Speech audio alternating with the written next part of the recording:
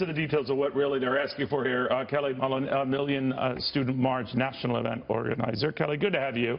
Keely, I'm sorry. Is it Keely or Kelly? That's okay. It's Keely. I apologize. So what do you Totally want fine. here? What do you want? Well, so the movement, the Million Student March, is a movement for a more equitable and fair system of education, as opposed to the really corporate model that we have right now. So the three core demands of the National Day of Action are free public college, a cancellation of student debt, and a $15 an hour minimum wage for people who work on the campus. And how's that going to be paid?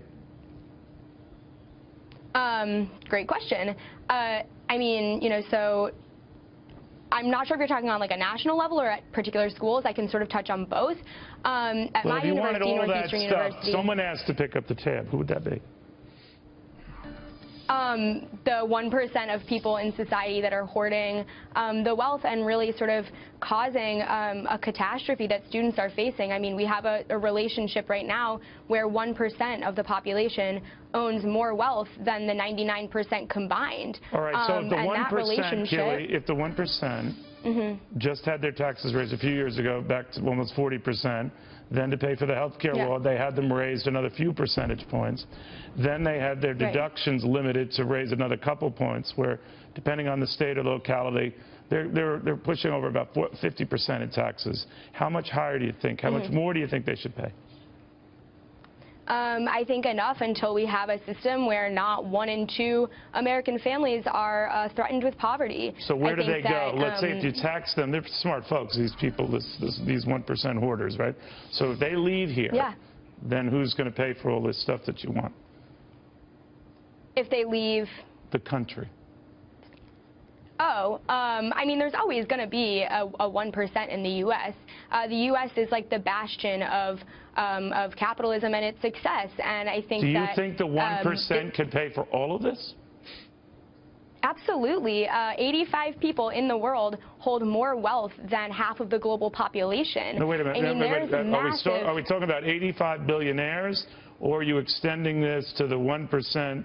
Or whomever who earn a little bit north of $250,000. At what level, Keely, do you start saying you got to pay a hell of a lot more than you're paying now in taxes? I mean, I think people earning, certainly people earning over $1 million a year should be contributing to the wellness of society. If it's 50% now, let's say it's around 50% with taxes. We used to have a top rate of 90%. You think we should get back to that? I mean, I think that eventually we will get back to that. I think eventually. You're okay with that? Are some of your friends okay with that? Do some of them want to be successful themselves, and they'd be happy when they get to a level, maybe over 200,000, 250,000, they start paying 90% in taxes on that? They'll be happy with that? Absolutely. I mean, I think that Keely, people, come on, you're talking to me here. Your friends are going to be happy getting to a point in their career when they can look outside and say, finally, I'm able to pay 90% in taxes. Obviously, you know, people in your position, you know, don't want to pay 90% in taxes. I dare say, unless you're high as a kite, you wouldn't volunteer to pay 90%, right? I mean, unless you really did see a considerable bang for the buck and it was worth it, right?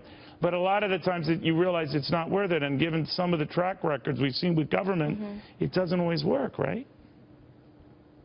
Yeah, I mean, absolutely. But the reality is we have to look at the injustice of the system as it exists right now. Then do you think maybe if everyone paid a little bit more for this, would you pay a little bit more for this, besides the rich, that to pay for that it's worth it? That you think these are good goals? People already are paying for this. I asked it differently. I asked you, would you, Keely, and your friends, and your mom, and your dad, and your family, would they happily pay more to provide all of these benefits you just outlined? Of course, and we already are. No. You just said to pay for some of the things you wanted, the rich should pay significantly more than they're paying right now. Now you're telling me... Yeah, that's exactly what I'm saying. Everyone's already paying. Well, they're not. I mean, now you're saying for these added benefits that you want, and they're fine benefits, don't get me wrong. You think your friends, their parents, your family would be happy to pay a little bit more to provide these guarantees and benefits.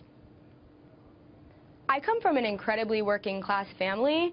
And my family is already on numerous forms of government assistance and is basically scraping by, in order to get me through college.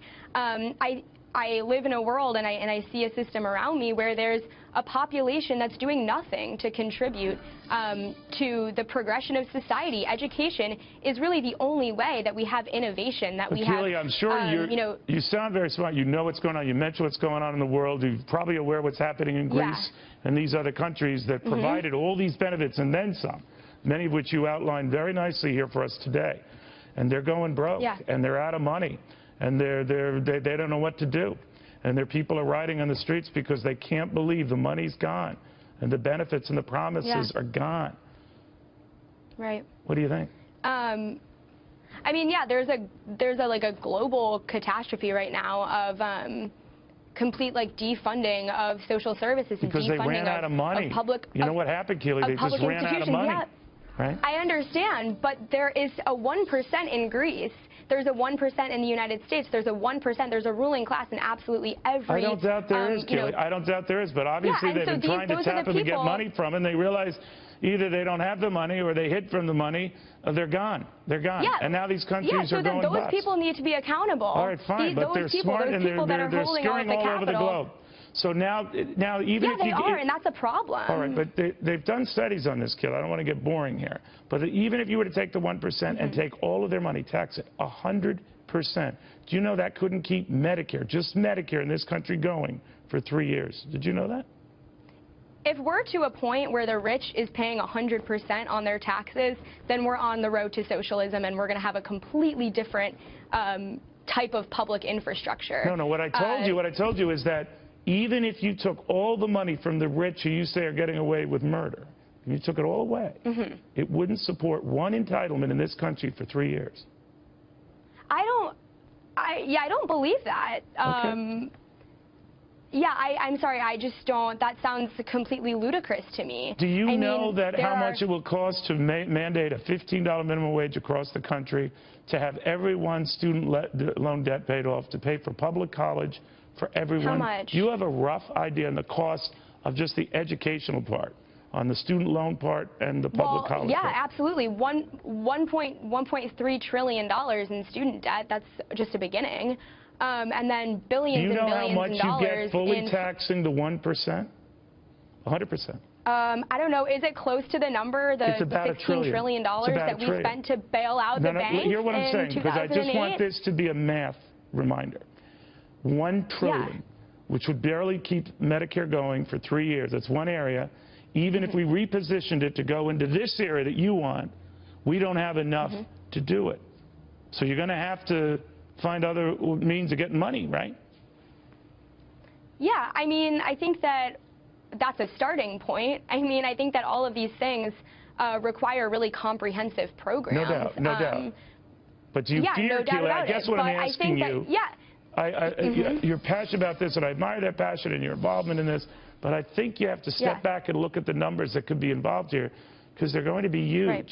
And a lot of those, a college behind you and institutions behind you, knowing that student debt is taken care of, it's forgiven and done, do you think any of those guys, any of those administrators, any of those schools aren't going to leap at the opportunity to gouge even more, to raise tuitions even more, to raise room and board even more?